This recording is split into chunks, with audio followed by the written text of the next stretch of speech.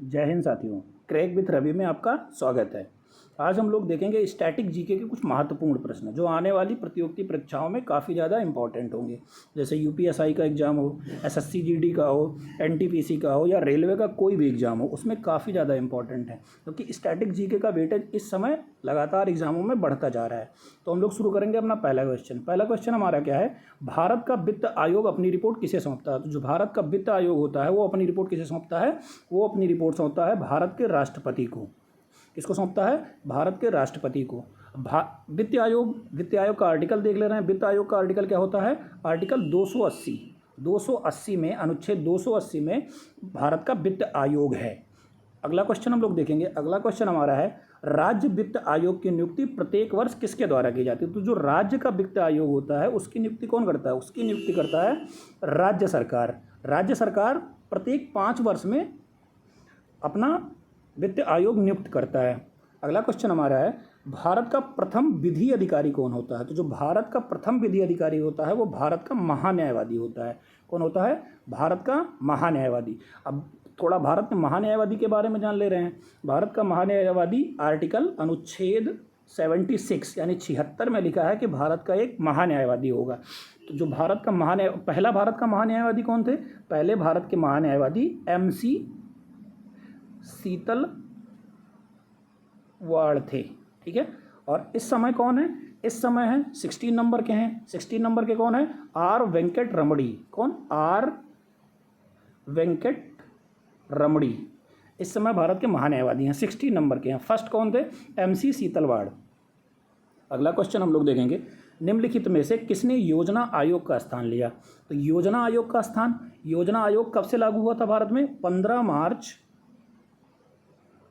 मार्च 1950 से लेके 17 अगस्त 2014 तक योजना आयोग चला।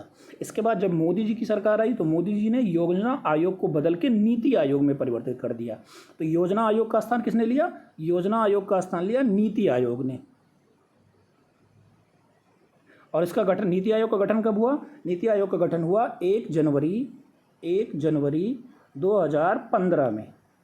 इसका अध्यक्ष कौन होता है, इसका अध्यक्ष प्रधानमंत्री होता है।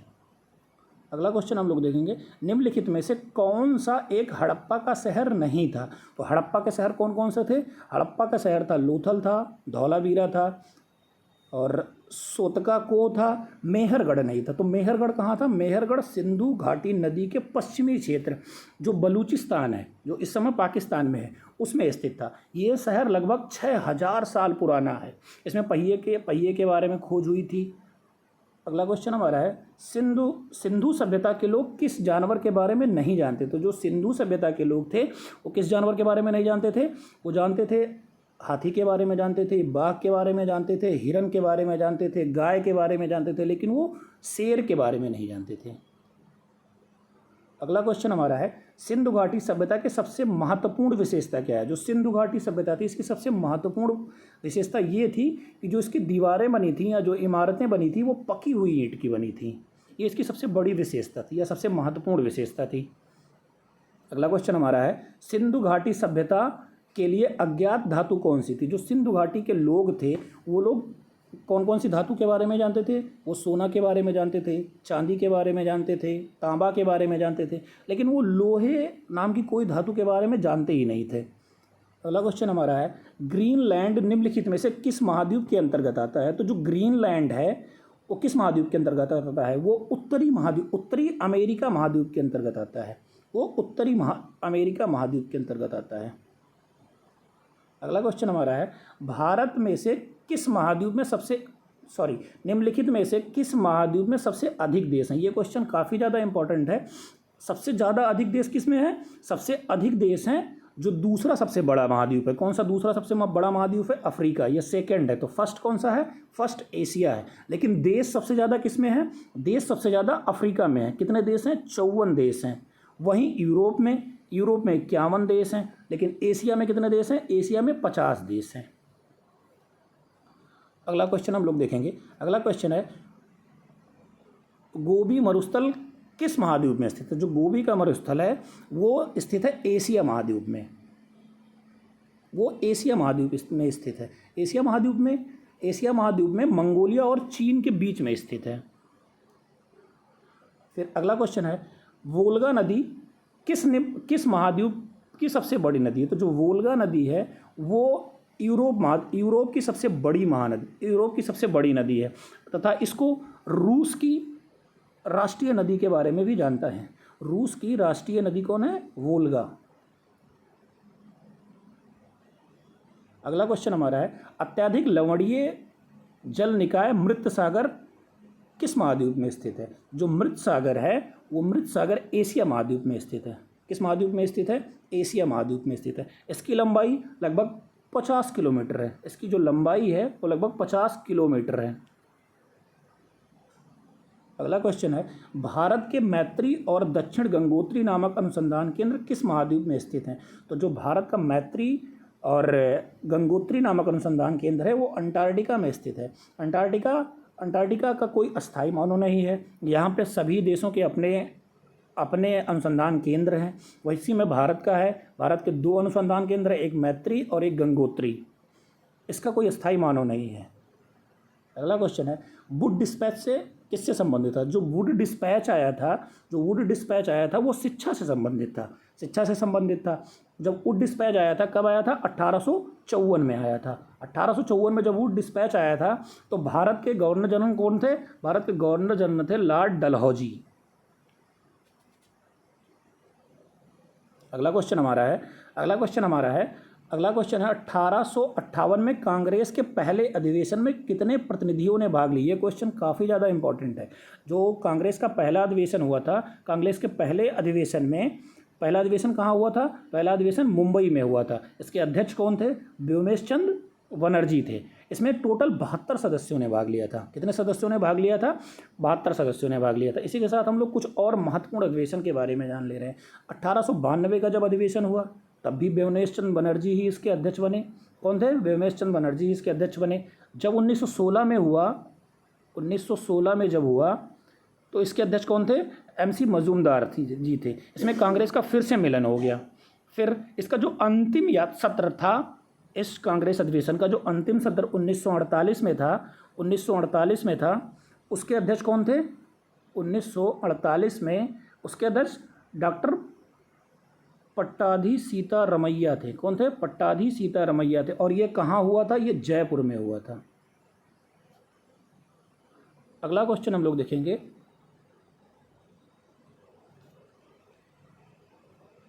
अगला क्वेश्चन हमारा है, मंगोल शासक चंगेज खान की मृत्यु कब हुई थी? तो जो मंगोल शासक था चंगेज खान, उसकी मृत्यु कब हुई थी? 1227 ईस्वी में हुई थी। अगला क्वेश्चन हमारा है, भारत में दशकीय जनगणना कराने की जिम्मेदारी किस मंत्रालय के पास है? तो जो भारत में जनगणना करवाता है वो जनगणना हमेशा गृह मंत्रालय करवाता है। गृह मंत्रालय के मंत्री इस समय कौन है? इस समय मंत्री हैं अमित शाह जी। अमित शाह जी कहाँ से चुनाव जीते हैं? अमित शाह जी गुजरात के गांधीनगर से चुनाव जीते हैं। अगला क्वेश्चन है, राज्य के मंत्रियों की रैंक और विभाग कौन आवंटित करता है? तो राज्य के जो मंत्री हैं उनका विभाग कौन आवंटित करता है? उनका विभाग आवंटित करता है मुख्यमंत्री। इस समय उत्तर प्रदेश के मुख्यमंत्री कौन है? यूपी के मुख्यमंत्री कौन है? योगी आदित्यनाथ जी। अगला क्वेश्चन हमारा है, मौलिक कर्तव्य भारत के संविधान के भाग 4 में सूचीबद्ध हैं। इसमें कितने अनुच्छेद और कितने मौलिक कर्तव्य थे? तो जो मौलिक कर्तव्य है उसमें टोटल 11 मौलिक कर्तव्य थे और 51 के ए में है। ये 42वें संविधान संशोधन के द्वारा ऐड किया गया था 1976 में।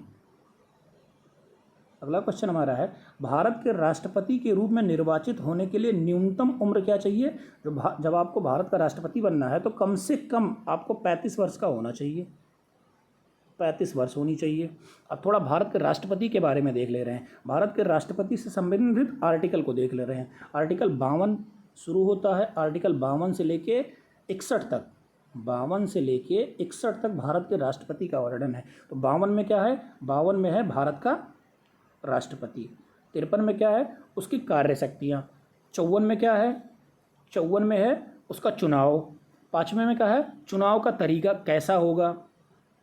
और 57 में क्या है, पुनः निर्वाचन। 58 में क्या है, पुनः निर्वाचन के लिए योग्यता, मतलब भारत का राष्ट्रपति कई बार निर्वाचित हो सकता है। जैसे अमेरिका है तो अमेरिका में 2 बार निर्वाचित हो सकते हैं, लेकिन भारत में 1 से अधिक बार, कितनी भी बार हो सकते हैं। 60 में क्या है, उसका शपथ है। 61 में क्या है, 61 में है राष्ट्रपति पर महाभियोग लगाया जा सकता है।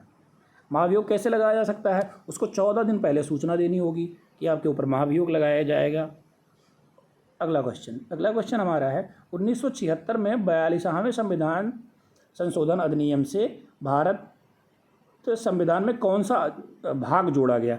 जब 1976 42वां संविधान संशोधन हुआ तो उसमें कौन सा भाग जोड़ा गया था, 4 का मतलब 4 का ए। इसमें क्या जोड़ा गया था, भारत के मौलिक कर्तव्य। अगला क्वेश्चन हमारा है देश के राष्ट्रपति को कार्यालय से हटाने के लिए हटाया जाना चाहिए, किस रूप में हटाया जाना चाहिए। तो भारत के राष्ट्रपति ना तो उनकी सेवा समाप्ति होती है, ना वो इस्तीफा देते हैं, उनको क्या किया जाता है, महाभियोग से हटाया जाता है। किससे हटाया जाता है, महाभियोग से। महाभियोग किस आर्टिकल में लिखा है, 61 में। 61 में ये है कि भारत के राष्ट्रपति के ऊपर महाभियोग चलाया जा सकता है।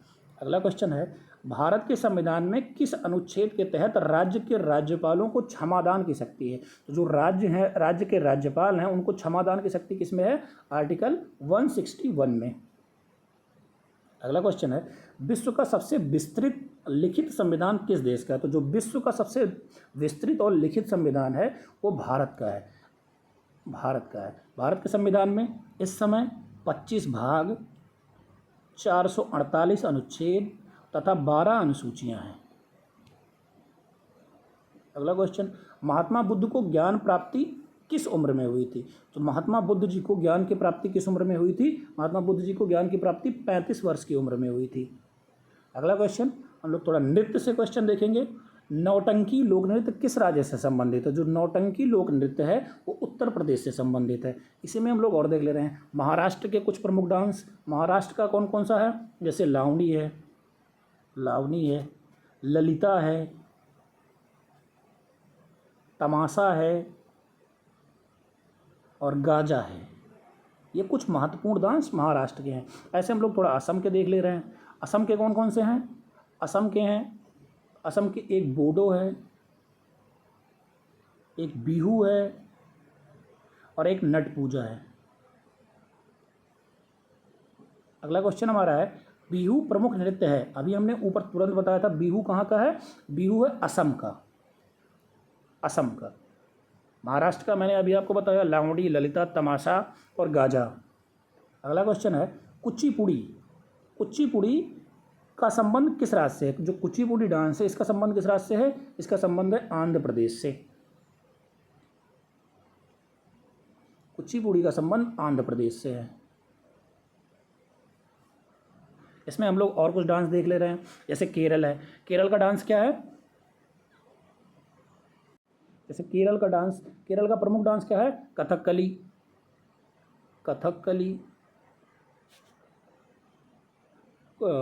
कथकली, मोहिनीअट्टम, ये हैं। जैसे तमिलनाडु का देख ले रहे हैं, तमिलनाडु के कुछ प्रमुख डांस क्या हैं, भरतनाट्यम। ऐसे ही अब हम लोग अगला क्वेश्चन देखेंगे। अगला क्वेश्चन हमारा क्या है, यक्षगान लोक नृत्य किस राज्य से संबंधित है। तो यक्षगान किससे संबंधित है, यक्षगान संबंधित है कर्नाटक से। यक्षगान कर्नाटक से संबंधित है। असम का मैंने आपको अभी बताया बोडो, नट पूजा, बिहू। ऐसे गोवा का देख ले रहे हैं। गोवा का क्या है, गोवा का तलगड़ी, धनगर, ये सब गोवा के प्रमुख डांस हैं। ऐसे कथकली, मोहिनीअट्टम कहाँ का प्रमुख नृत्य है, कथकली और मोहिनीअट्टम। अभी हमने आपको बताया था कथकली और मोहिनीअट्टम कहाँ का है, केरल का है। कर्नाटक का क्या हो गया, यक्षगान हो गया। उत्तर प्रदेश का क्या हो गया, उत्तर प्रदेश का अभी हम लोग ऊपर देखे थे। उत्तर प्रदेश का जैसे नौटंकी, रासलीला, चारकुला। गोवा का अभी हमने देखा, गोवा का क्या होता है, तलगड़ी और धनगढ़। अगला क्वेश्चन हमारे पास है गरबा किस राज्य का लोक नृत्य है। तो गरबा किस राज्य का लोक नृत्य है, गरबा है गुजरात का। एक बार फिर हम लोग रिवीजन कर लेंगे। गोवा का क्या है? तलगड़ी, धनगर। उत्तर प्रदेश का क्या है? नौटंकी, रासलीला, रसिया, चारकुला। अगला क्वेश्चन, राउफ। और राउफ कहाँ का फेमस डांस है? तो राउफ कहाँ का है? राउफ है जम्मू कश्मीर का। राउफ जम्मू कश्मीर का। जम्मू और देख ले रहे हैं हम लोग, जम्मू कश्मीर और कौन सा होता है? धमाली। पंजाब का भांगड़ा, गिद्दा, ये सब हैं। हिमाचल प्रदेश के देख ले रहे हैं, हिमाचल प्रदेश का क्या है? राक्षस। अगला क्वेश्चन हमारा है भरतनाट्यम। लोक नृत्य कहाँ का है? भरतनाट्यम, मोहिनी अट्टम, ये सब कहाँ के हैं?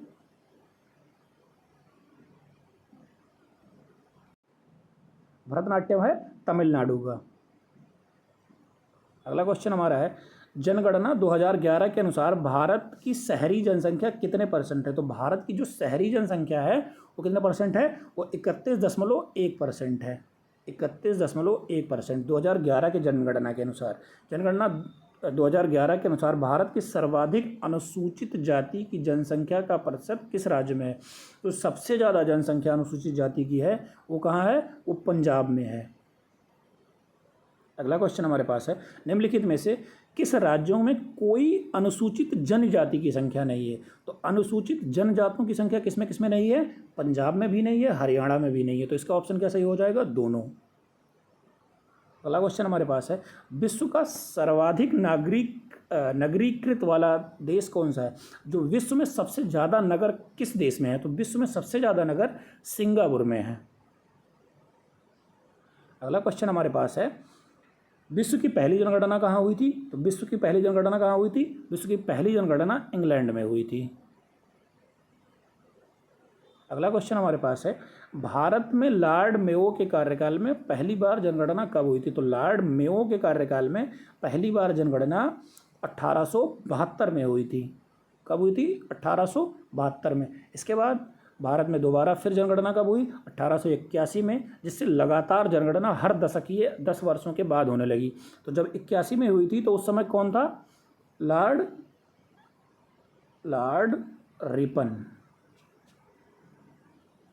अगला क्वेश्चन हमारे पास है हर 10 वर्ष के अंतराल में रिपन के कार्यकाल में। अभी हमने ऊपर बताया रिपन के कार्यकाल में कब हुई थी? 1881 में हुई थी। कब हुई थी? 1881। अगला क्वेश्चन हमारा है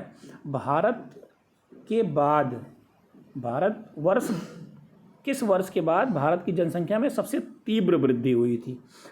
और उसे विभाजन वर्ष भी कहा जाता है। तो जब 1921 की जनगणना हुई थी उसके बाद भारत में जनसंख्या की तीव्र वृद्धि हुई थी, इसीलिए इसको क्या कहा जाता है? महाविभाजन वर्ष भी कहा जाता है। अगला क्वेश्चन 2011 में भारत की कुल जनसंख्या कितनी थी? तो 2011 में भारत की कुल जनसंख्या थी 121 करोड़। कितनी थी? 121 करोड़। और प्रेजेंट टाइम में 140 करोड़ के आसपास हो गई है। अगला क्वेश्चन हमारा है भारतीय मौसम विज्ञान वेधशाला कहाँ स्थित है? तो भारतीय मौसम विज्ञान वेधशाला नई दिल्ली में स्थित है। अगला क्वेश्चन हमारे पास है केंद्रीय वन अनुसंधान केंद्र कहाँ स्थित है? तो केंद्रीय वन अनुसंधान केंद्र कहाँ है? देहरादून में है, उत्तराखंड के देहरादून में। अगला क्वेश्चन हमारा क्या है भारतीय कृषि अनुसंधान केंद्र संस्थान कहाँ स्थित है? तो भारतीय कृषि अनुसंधान संस्थान नई दिल्ली में स्थित है। कहाँ स्थित है? नई दिल्ली में स्थित है। अगला क्वेश्चन, और ये हमारा लास्ट क्वेश्चन था आज का इस वीडियो का। अगर आपको वीडियो अच्छी लगी है तो आप हमारे चैनल को लाइक करें, शेयर करें और सब्सक्राइब करें। हम लगातार ऐसे ही क्वेश्चनों की श्रृंखला लाते रहेंगे। धन्यवाद।